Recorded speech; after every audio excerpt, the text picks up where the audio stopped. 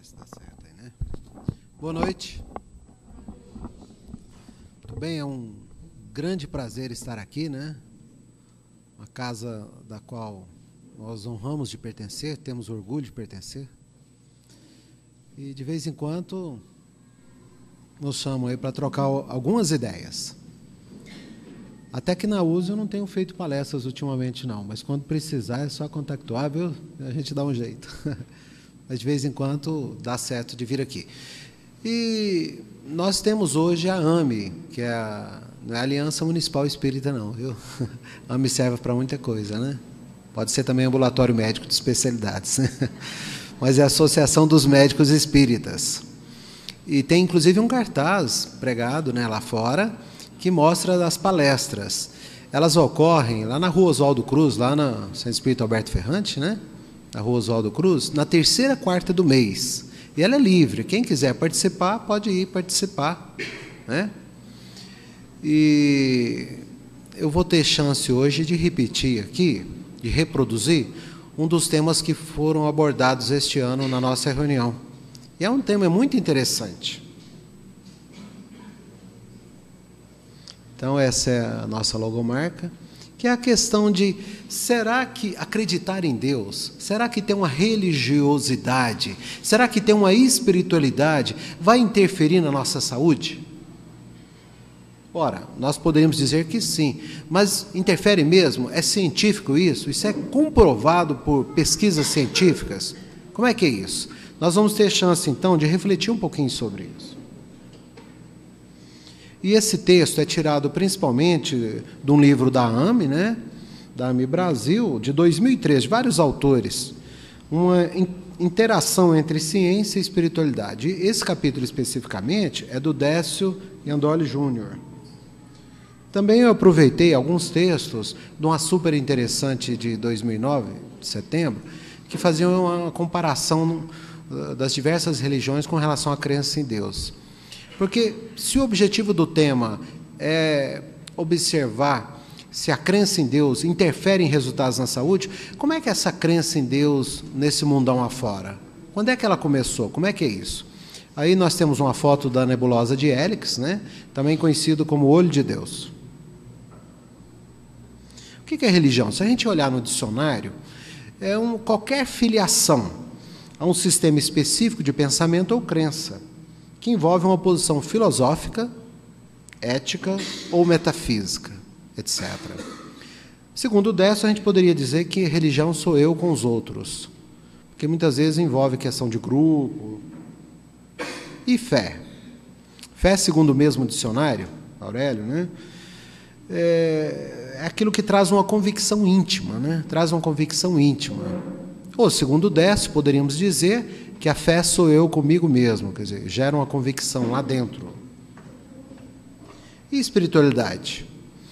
No dicionário encontra-se que é a qualidade ou caráter espiritual, ou seja, aquilo pertencente ou relativo ao espírito. Então, é algo assim, interno, ligado ao espírito da própria pessoa. Então, na visão do Décio, podemos dizer que espiritualidade sou eu com Deus, sou eu com a divindade, sou eu com algo maior. Então, isso é interessante. Por ser relativo ao espírito, necessita transcender, né? Ir além do ser biológico em relação à causa de si mesmo, ou seja, o espírito. Quando que começou a crença em Deus? Ora, o nosso planeta Terra é muito antigo, né? Já tem mais de, com certeza, de 5, 6 bilhões de anos.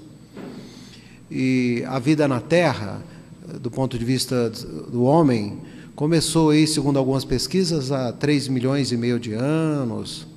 Temos aí a Lucy, Homem de Java, Pithecanthropus, Australopithecus e tantos outros, né? E esses estudos são principalmente de 1 milhão de anos para cá. Há 200 mil anos, a gente tinha um homem de Neandertales, que já era um homem muito parecido com o nosso, mas ainda não tão desenvolvido com o que haveria de aparecer 50 mil anos depois, que é o homem de Cro-Magnon, que hoje é o homem da nossa espécie, o Homo sapiens, né? Então, há 50 mil anos, 70 mil anos, o ser humano está evoluindo mais na Terra, embora a jornada começou há bem mais tempo que isso. Se a gente pegar Caminho da Luz, Emmanuel ditando pelo Francisco Cândido Xavier, nós vamos encontrar lá relatos sobre a evolução do homem, inclusive sobre a questão dos capelinos que vieram ao planeta Terra. Mas quando será que começou o entendimento de Deus aqui no nosso planeta? Vocês têm uma noção de quantos anos faz isso? Não? Segundo as pesquisas, claro. Foi há 70 mil anos. Há 70 mil anos, então, nossos antepassados começaram a sepultar os seus mortos e eles começaram a encher as sepulturas de artefatos muito especiais.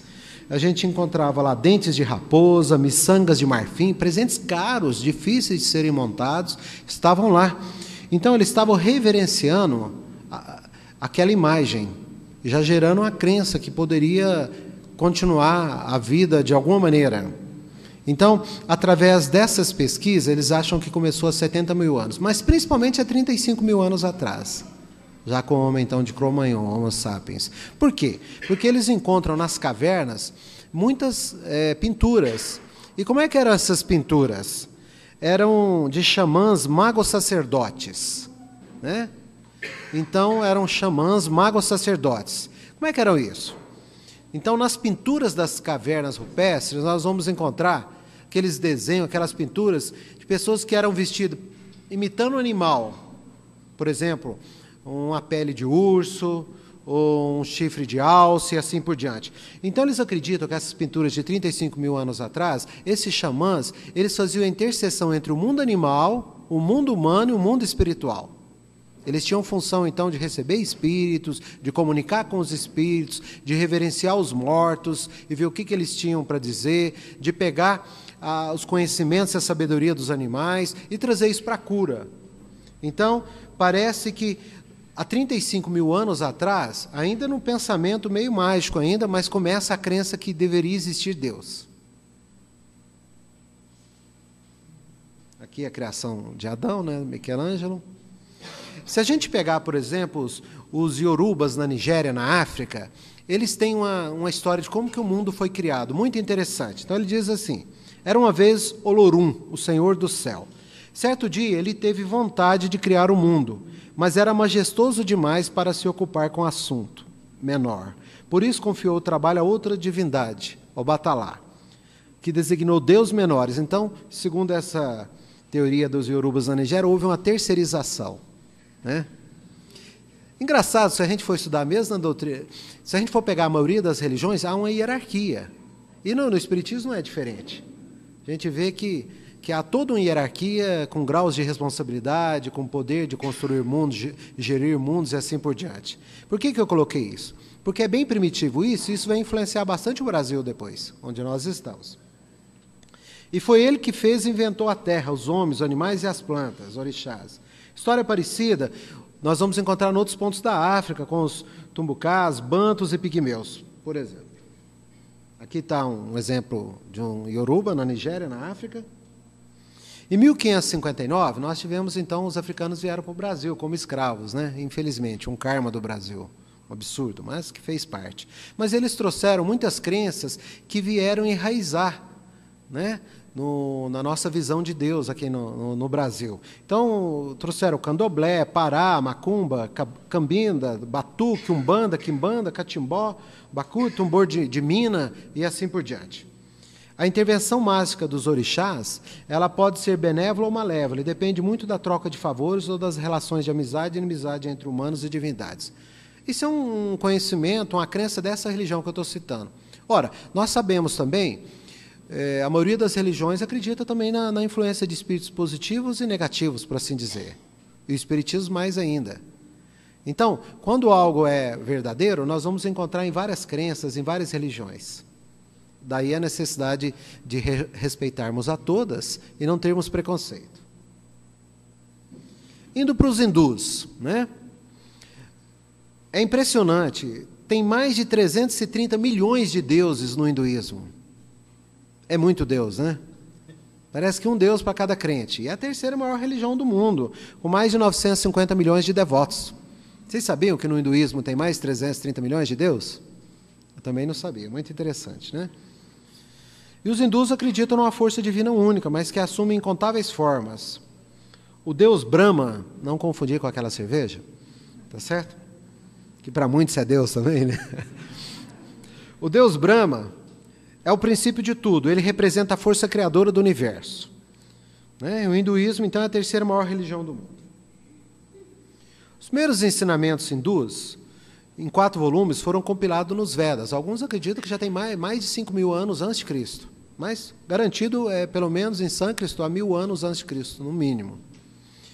E Brahman, não confundir com Deus Brahma, é o Espírito Supremo presente em todas as coisas. Então, Brahman, com N no final, seria o supremo de tudo.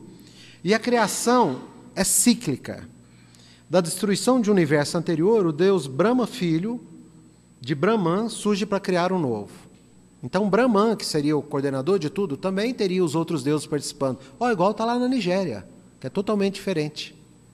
E hoje, a ciência está estudando a questão da possibilidade de universos nascerem e universos morrerem. Né? Então, isso é muito interessante, está aí. No cristianismo, nós vamos ter a ideia de um Deus que se torna humano, materializando-se na figura de Jesus, né?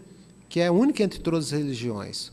Se a gente for, é claro que nós temos aí o catolicismo, nós temos a igreja ortodoxa, onde os padres podem casar, nós temos a igreja evangélica, mas na principal delas, que é a igreja católica, como é que seria essa questão de Deus? Teríamos a Santíssima Trindade, Pai e Deus, Filho e Deus, Espírito Santo em Deus. É importante essa visão, porque ela representa 2,1 bilhões de habitantes. Né? Praticamente aí 1/3, praticamente. É importante. É a maior religião do mundo. Vamos falar sobre o budismo, então. Buda fundou a única religião na qual o debate sobre a existência de Deus é irrelevante. Por quê? Porque o que importa é eliminar o sofrimento e alcançar a felicidade. Alcançar a paz, alcançar o nirvana. Uma questão interna, individual.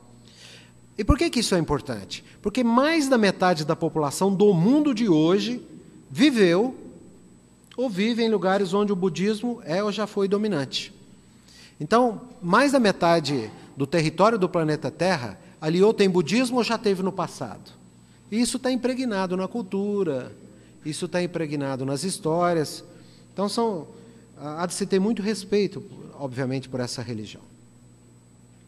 Os ensinamentos de Buda, eles foram reunidos no Tripitaka. Dessa escritura sobreviveram até hoje 3 versões. Theravada, em idioma Pali, e 2 Mahayana, escritas em chinês e tibetano. Estima-se que o número de budistas, a 4ª religião, seria de 350 milhões de habitantes. Ela seria a 4ª religião em número de prosélitos. Né? O judaísmo. O judaísmo é muito importante, porque é o pai do cristianismo, né? De todas essas religiões que acreditam em Cristo. Também tem influência um pouco no islamismo também. Então, Yahvé, ou Javé, significa aquele que é. O nome de Deus, conforme está na Bíblia, na Torá, ele é um tetragrama de 4 letras. Traduzindo para a nossa língua, né, seria o Y, H, V e H. O H aparece 2 vezes. Não tem vogais no meio. Como não tem vogais, são 4 consoantes, não dá para ser pronunciado. Essa é uma das razões pela qual se diz que o nome de Deus não pode ser pronunciado. Alguns tentam pronunciar respirando, fazendo assim. Yah! Onde se diz que Deus soprou quando criou a terra. Yah! Mas, para tentar melhorar, eles foram colocando vogais para facilitar. Substituíram por Adonai, que significa meu Senhor, intercalaram consoantes e aí formaram palavras como Jeová, Jeová e Javé. Então, foram introduzindo consoantes para tentar que esse tetragrama pudesse ser melhor pronunciado, tentando pronunciar. O Todo-Poderoso da fé judaica, ele pode ser uma nuvem, uma montanha, guerreiro. Como guerreiro, ele foi à frente de batalha para defender o seu povo, às vezes furioso, punitivo, pacífico e benevolente. Então, às vezes, a gente tem uma ideia que Deus pode ser vingativo, que Ele nos pune. Isso está lá atrás, ó.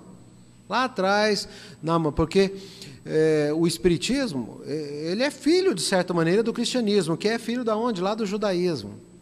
Então, a gente sabe que Deus não é punitivo, não é vingativo, mas há escritos na Torá, no Velho Testamento, que, interpretados à letra que a gente sabe que mata, podem nos dar essa ideia. O número de judeus é um pouco maior que 13 milhões. Né? Não é como o budismo, 350 milhões, o hinduísmo, 950 milhões, o catolicismo, 2,1 bilhões. E, voltando a falar de Deus, acredita que Deus está em todos os lugares e vai salvar a humanidade. Né? O Criador descrito na Torá tem um lado temperamental. Quando desafiado, diz a Escritura, explodia em fúria, aplicava castigos. E Abraão, em Canaã, foi ele que fechou a aliança entre Deus e o povo hebreu. Interessante que, antigamente, os judeus acreditavam que Deus estava no templo de Jerusalém. Então, você só podia conversar com Deus se você fosse lá no templo, ou nas cercanias do templo. Felizmente, isso mudou bastante e veio influenciar todas as religiões que, de certa forma, estão ligadas ao judaísmo primitivamente. Por quê? Algumas guerras deixam alguns frutos que têm lado positivo. Por exemplo, em 597 anos a.C., Nabucodonosor II invadiu Judá. Aí os israelitas foram exilados à Babilônia. E aí eles não podiam mais adorar Javé no templo de Jerusalém. Eles estavam exilados, aí passaram um aperto danado, aí eles deduziram, bom, não é possível. Então, mudaram o conceito de Deus nessa época. O conceito de Deus entrou em crise. Felizmente. Deus passou a ser visto como onipresente, podia estar em todos os lugares ao mesmo tempo. Onipotente e universal, assim todos poderiam adorá-lo, mesmo no exílio. Em consequência, deixou de ser exclusivo de um povo, passando a levar justiça e salvação ao mundo inteiro. Bom, com esse slide está faltando falar de qual religião e a crença em Deus? Então, o islamismo é a segunda maior crença em seguidores. Catolicismo, 2,1 bilhões nessa época, ele 1,4 bilhões. Né? Onde o país que mais tem islamistas é a Indonésia, né? Seguidores do Islã. Alá é infinito e eterno, ele não nasceu, não envelhece e não morrerá, dizem os islâmicos. É inútil tentar entendê-lo, deve apenas se aceitá-lo. Foi em uma caverna no Monte de Hira, perto de Meca, na Arábia, que Maomé teve a sua primeira visão, revelação. Duraram 23 anos, até que ele morreu em 632. Os seguidores do islamismo, eles consideram que Maomé foi o último profeta e o principal deles. Na visão deles, eles consideram Jesus Cristo um profeta também, onde Maomé seria um profeta maior do que os demais anteriores, inclusive do que Jesus. Então, Maomé, cada palavra revelada a ele, nesse período, mais tarde, seria devidamente registrada num livro, o Alcorão. Tudo isso foi dividido em 114 suratas, capítulos com ensinamentos, orações, reflexões e regras de Deus para os homens. Assim como os cristãos e judeus, os muçulmanos acreditam também que no futuro todos os seres humanos serão julgados por Deus. Separação do joio e do trigo, que nós falamos. Aqui o Maomé. 5 pilares. Para se seguir o Islã, o que precisa então? Testemunhar que não há outro Deus senão Alá e que Maomé é seu profeta. Esse é o primeiro mandamento. Fazer 5 orações diárias em horários específicos. Jejuar no Ramadão, 9º mês do calendário lunar muçulmano. Dar esmola aos pobres, uma prática chamada zakat, ou purificação, e fazer peregrinação até Meca pelo menos uma vez na vida. Então, até brinquei com os amigos que estava mais fácil do que ser, aparentemente mais fácil que ser espírita, acho que aí, ó. Embora tenha muita distorção de os homens bombas, muitos eles acreditam por vezes que eles estão fazendo um trabalho para Alá e, portanto, ao morrerem como homem bomba, eles sentarão à direita de Alá, né? E terão inclusive um harém, como alguns dizem aqui, com mais de 70 virgens e com mais de 70 sogras também, isso aí não. Mas falando sobre o inferno, é interessante que o inferno aparece em todas as religiões. Né? Eu brinquei com o Rodolfo, que é o nosso presidente da Associação Médica Espírita, que esse tal de inferno deve existir mesmo, porque ele aparece em todas as religiões. E a literatura espírita é muito rica, principalmente a obra de André Luiz, sobre o umbral, sobre as cidades de trevas. Mas interessante que foi um católico que fez uma descrição legal. desdobrou e foi lá nas zonas de purgatório, e foi Dante. Foi o primeiro aí, talvez. Todas as religiões têm o seu. Para os antigos gregos, ele era o Tártaro, a pior região do Hades. Os hebreus chamavam-no de Gehenna, e os muçulmanos de Jahannam. No hinduísmo, o inferno é o Naraka, termo também utilizado no budismo. Então, todas as religiões têm um equivalente para o inferno. A descrição mais vívida é de 1321, quando Dante Alighieri, depois escreveu na Divina Comédia, as regiões do inferno, né? Então ele foi lá e descreveu. São 9 círculos. O primeiro círculo, isso aí deve ser a Igreja Católica que arranjou para ele colocar isso, que eram cristãos não batizados. Imagina, deve ter muita gente não batizada ou que não frequentam a religião oficialmente, que é melhor do que muitos que frequentam, concordam? Mas estava lá que o primeiro círculo era os não batizados, quer dizer, foi uma coisa ajeitadinha ali. O segundo eram os adúlteros, glutões, avarentos, preguiçosos. A coisa começa a esquentar no sexto, os heréticos. E no sétimo, os violentos. As vítimas ficam banhadas em rio de sangue fervente. De vez em quando a gente assiste um filme que eles tentam retratar o inferno e está lá, né? Agora a coisa fica feia no oitavo, para os fraudadores, melhor não fraudar, viu? Porque fica imerso no mar de excrementos. E o nono é muito gelado, nele ficam os traidores, a escória humana. Einstein. Acreditava em Einstein. Einstein acreditava em Deus? Acreditava. Só que ele utilizava um conceito do filósofo holandês Spinoza. Ele dizia o seguinte: acredito no Deus Spinoza, que se revela na harmonia de tudo aquilo que existe. Adulto dizia professar uma religiosidade cósmica. E o pai da física quântica, hoje que a física quântica é tão importante, acreditava em Deus? Max Planck, ele tinha uma frase muito interessante. Para os crentes, Deus está no princípio das coisas. Começa com Deus. Para os cientistas, no final de toda a reflexão. Então ele acreditava que a ciência levava a Deus, não tinha outra explicação para ele. Físico alemão, pai da teoria quântica. A crença em Deus é algo tão antigo quanto a própria humanidade. Segundo pesquisa da Ipsos, em parceria com a agência Reuters, 84% dos entrevistados brasileiros, agora falando em Brasil, acreditam em Deus. Então fizeram uma pesquisa, Brasil é o terceiro país do mundo a acreditar em Deus. Terceiro, vai perder para a Indonésia, que tem muito muçulmano, e para a Turquia. Então, em primeiro lugar, a Indonésia, depois a Turquia, Brasil, México, Estados Unidos, aqui aparecia como 70%, Argentina, então nós estamos na frente dos nossos irmãos. Agora que o Papa é argentino, nós vamos ter que trabalhar bastante, porque a coisa vai ficar brava. Tá certo? Polônia, isso aí é de 2010. Princeton Religion Research Center, em associação com o Instituto Gallup, em 1996, desde 1996, vem monitorando se os americanos acreditam em Deus. Interessante que esse instituto diz que 96% dos americanos acreditam em Deus. 90% reza. E 70% são membros de alguma religião. Aí bate com 70% da estatística anterior. Então, nem todo mundo que diz que acredita em Deus necessariamente frequenta uma religião. Tem várias subdivisões. De novo, uma foto da nebulosa de Erickson, o olho de Deus, com outra cor. Será que faz diferença acreditar em Deus? Agora nós vamos entrar no tema. Faz diferença? Diminui o tempo de internação no hospital? Aumenta a sobrevida? Isso interessa, né? Vive mais? Melhora a qualidade de vida? Como é que é isso? Tem dados científicos comprovando isso? Mais da metade da população acredita em Deus, então precisa ser estudado. Metade acredita, um pouco menos da metade não acredita. Faz diferença comparar um grupo com outro? Ou em Deus ou em alguma divindade equivalente. Karl Marx já dizia, né, que a religião, ele não acreditava em Deus, mas ele percebia que ajudava muito. Ele chegou a dizer que era o ópio do povo, porque trazia, segundo essa revista de psiquiatria clínica, que quem tem uma religião, uma religiosidade, acredita em Deus ou tem uma prática, se ela for profunda, melhor ainda, vai trazer esperança, significado para dor e sofrimento, recuperação da doença, alguma expectativa de vida após a morte, reduzindo o estresse emocional enquanto a pessoa está doente, aumentando a capacidade de enfrentamento da dor, ou seja, do coping, e dos doentes e seus familiares. Então, produz coping, que é uma capacidade de enfrentar melhor a dor, produz uma resiliência. Mas pode trazer impacto negativo também, acreditar em Deus.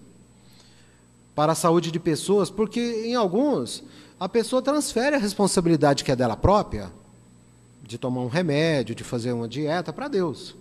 E com isso, ela, obviamente, esse tipo de crença que a gente chama de mágica, não vai ajudar na saúde. Durante o século XX, mais de 1.200 trabalhos científicos sobre saúde e religião, concentrando principalmente, mostrando uma significação positiva, segundo o Dr. Corning Harold, foram publicados. E isso está no livro A Espiritualidade no Cuidado com o Paciente, 2005. Veja, é muito trabalho, e a mídia não mostra isso, porque ela não tem interesse. A mídia quer vender remédio para a gente, né? Aparelhos, tratamentos, e etc. Temas como incidência da depressão, tempo de recuperação dos pacientes e ainda a religião como fator inversamente proporcional ao abuso de drogas e suicídio, além de efeitos benéficos sobre doenças cardiovasculares como hipertensão arterial, acidente vascular cerebral e diminuição na incidência de morte por infarto agudo do miocárdio. Então, tem vários trabalhos mostrando que realmente a pessoa ter uma religiosidade vai interferir em depressão, em infarto. E oração, a mesma coisa. O tema hoje, nós estamos fugindo um pouco, mas um dos temas hoje seria a questão de cura e oração. Certa feita fizeram um trabalho de UTI, de pós-operatório cardíaco, e padronizaram 2 grupos. Os 2 grupos eram semelhantes em termos da cirurgia cardíaca que fizeram, em termos se tinha diabetes ou não, da idade, se era hipertenso ou não. Padronizaram 2 grupos para acompanhar o pós-operatório cardíaco. Um grupo passou a receber prece à distância, de outro lugar, não era lá não, porque se vai lá, o simples contato de uma pessoa visitando já pode estimular uma melhora, claro. Visita faz bem. Então, prece à distância. O paciente não sabia que estava recebendo prece à distância. Os médicos, salvo aquele que coordenava o projeto, os enfermeiros, técnicos, não sabiam para não interferir. E curioso que esse trabalho foi publicado em revista americana importante, mostrou que o grupo que recebeu prece à distância, ele utilizou menos droga vasativa, que é a noradrenalina, dopamina, dobutamina, remédios para subir a pressão. Utilizou menos tempo de respirador, porque muitos desses pacientes ficam no respirador. Tiveram alta precoce da UTI em relação ao outro grupo, ficaram menos tempo internado na UTI. Esse trabalho especificamente só não deu diferença estatisticamente significante, P, que a gente calcula, né? Os outros itens que eu citei, deu P em todos. Quando você olhava, era diferença estatisticamente significativa, não era um a mais, não, era matematicamente comprovada a diferença. Só não deu diferença nesse trabalho na morte. O percentual de morte foi similar. Mas, se o paciente descobrisse isso, os familiares, os convênios de saúde, já seria uma coisa importantíssima, porque o paciente teria mais conforto, menos tempo de droga, menos tempo de respirador, menos tempo de UTI, e de volta mais precocemente para a sua família, e assim por diante. O Dr. Harold Corning é um médico católico, americano, que é um dos que mais estuda, ele dirige uma revista de medicina e religião nos Estados Unidos. Tem muitas publicações, ele já veio no Brasil várias vezes, ele é muito dinâmico, versátil, ele já foi convidado para proferir palestra no Congresso Médico Espírita, mesmo sendo católico, ele aceitou, foi lá, passou todas as experiências dele. No Brasil é legal que isso é bonito. E ele observou dos 52 estudos, ele fez lá uma meta-análise, pegando 52 estudos, que trabalhavam com o movimento religioso e mortalidade, apurando que 75% desses 52 estudos mostraram que as pessoas envolvidas com religião viviam mais do que as que não estão ligadas a nenhum grupo religioso. Enquanto 19% dos trabalhos não fez diferença, e 1%, né, e 2%, que seria um dos 52 trabalhos, os religiosos viviam menos. Infelizmente, era só 2%, um trabalho. Isso a gente sabe, não sei se esse grupo, qual grupo que era. A gente sabe que testemunha de Jeová, a gente respeita a religião, mas podem ficar muito complicados em situações críticas, porque eles não aceitam receber transfusão de sangue. A gente sabe que a transfusão de sangue muitas vezes salva a vida. Mas o que importa é a estatística. 75%, 3/4 dos trabalhos mostraram diferença. Que aqueles que tinham uma prática religiosa, uma religiosidade, uma espiritualidade, tinham melhores resultados em termos de saúde.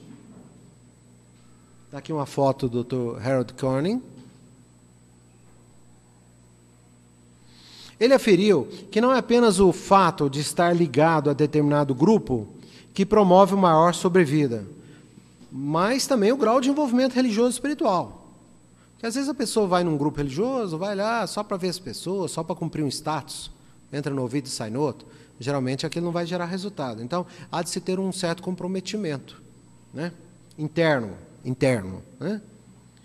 Então, nessa revista de demografia, de 1999, eles observaram que realmente sobrevive mais quando há esse envolvimento religioso. A sobrevida é maior. Quanto maior o envolvimento, maior a sobrevida. Isso está na revista de Psiquiatria Clínica 2007. Os psiquiatras estão se interessando por esse assunto. Religiosidade e saúde, estão publicando nas revistas também. Ou ainda, ele pode, isso aqui já interessa para a terceira idade, interessa também para os que trabalham com recursos humanos, né? Então, as academias agora de tratamento estético vão fazer o tratamento e vão recomendar que o paciente ore durante a semana também, que o resultado vai ficar melhor ainda. Tá certo? Então, está no American Journal of Public Health, de 1997, que retarda o processo de degeneração senil, a questão da oração e da religiosidade, espiritualidade. Entretanto, um dos mais importantes determinantes fatores é aquele apontado por Hammer, ou seja, o grau de envolvimento religioso e espiritual, capaz de promover mudança na vida da pessoa, o que só ocorre quando existe uma identificação real com religião ou filosofia seguida e praticada. Não apenas a frequência ao serviço religioso, como um ritual externo, né? Desculpe os erros portugueses, sem nenhum comprometimento ou identificação mais profunda.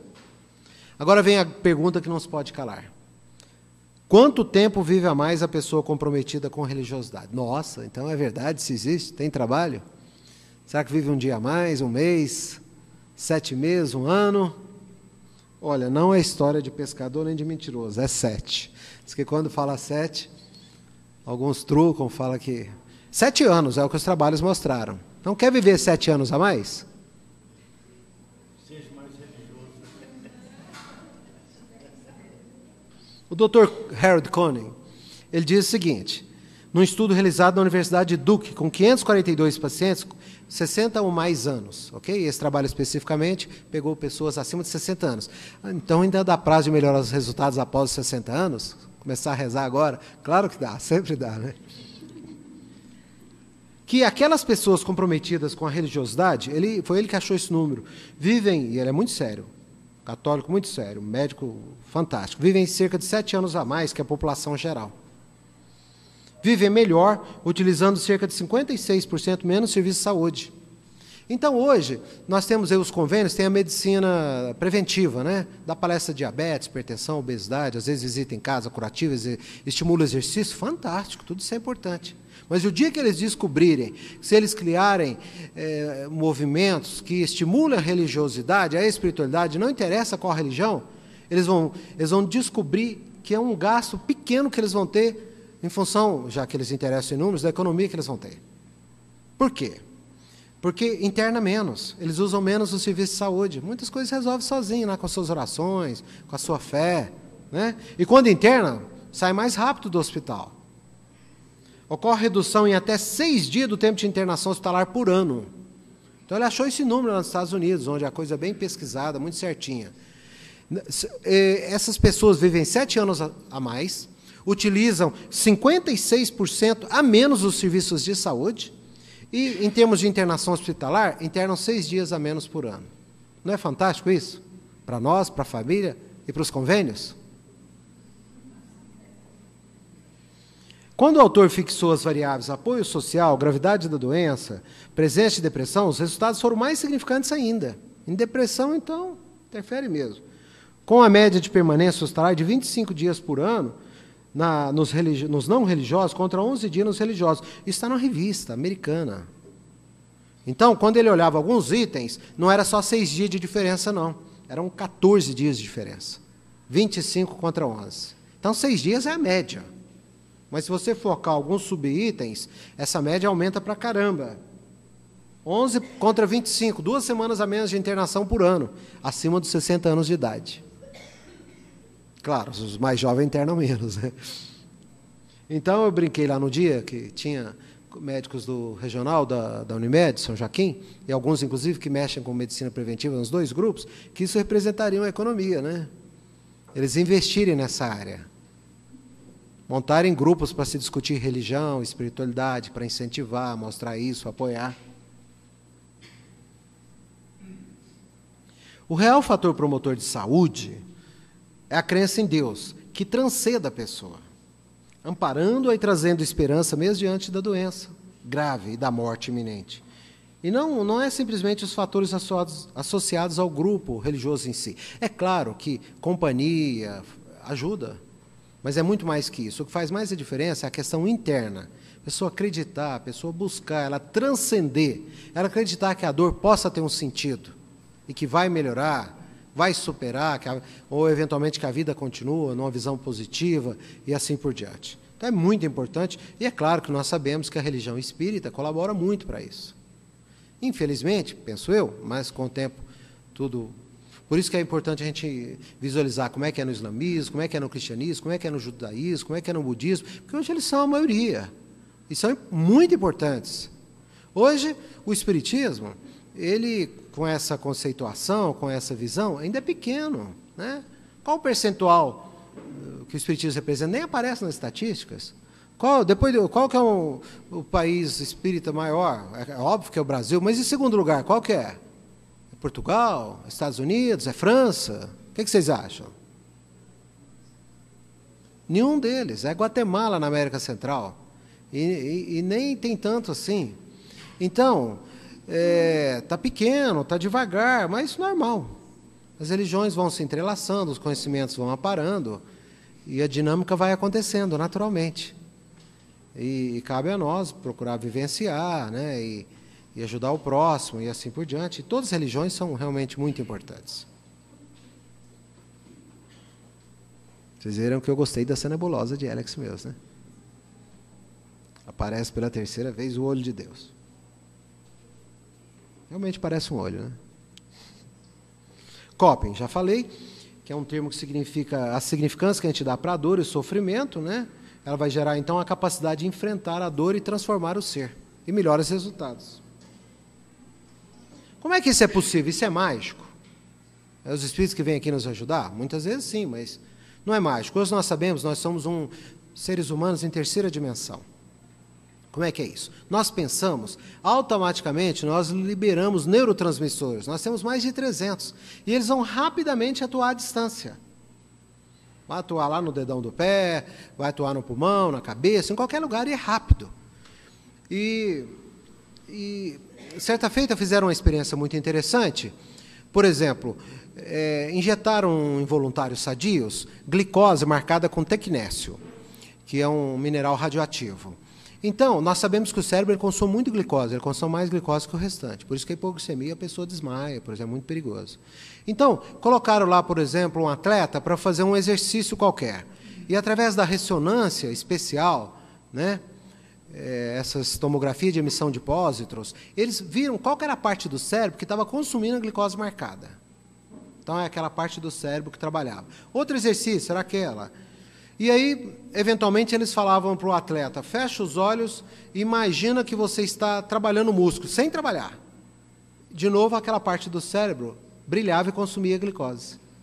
Então, por vezes, o cérebro ele não diferencia se você está realizando ou não. Pensou, está acontecendo. Ele não diferencia passado de futuro, de presente. Então, toda vez que você lembra um ofenso, uma mágoa que você recebeu, o seu cérebro vive tudo de novo. E ele libera neurotransmissores que vão gerar vasoconstricção no coração, que vai gerar ácido gástrico no estômago com gastrite. Por isso, é que Shakespeare dizia, por exemplo, que quando você tem um inimigo, com raiva do inimigo e para descontar, você bebe veneno todo dia. Porque toda vez que você passa raiva com seu inimigo, você está bebendo veneno. Não foi à toa que Jesus, o maior médico de todos, falou, perdoai não 7 vezes, mas 70 vezes 7. Reconcilia com teu inimigo ainda hoje. Porque a gente se liberta disso, né? Então, a psiconeuroimunologia tem mostrado cada vez mais essa questão. Quando é que ele não funciona? Quando o pensamento é mágico, você não quer fazer dieta, não quer parar de fumar, não quer parar de beber todas, o fígado já está com sinal de cirrose, né? Não quer tratar. Quando a religião é fonte de intolerância, você até mata em nome da religião. Quando encoraja pensamentos mágicos, abandono de vacinas e transfusões. Quando a doença é encarada como castigo de Deus. Olha, encarar religião, encarar fatos que acontecem na nossa vida como castigo de Deus é a maior burrice. É ignorância pura. Deus não castiga ninguém. Somos nós que colhemos os frutos naturais que plantamos para o nosso entendimento e aperfeiçoamento. Não é Deus que castiga. Ah, mas de onde que vem isso? Porque às vezes até a gente que é espírita eventualmente fala, está lá no Velho Testamento. Deus às vezes ele castigava. É a evolução do conhecimento de Deus, da visão de Deus que foi mudando. Depois, quando Nabucodonosor levou o povo de Javé para Babilônia, a coisa mudou. Começou a mudar. 15 para as 9 foi o solicitado. A super interessante é essa, 2009 de março. Eu agradeço então a atenção, né? Viver é ter a chance de acreditar que a cada dia podemos fazer mais do que imaginávamos. Deus abençoe a todos nós então.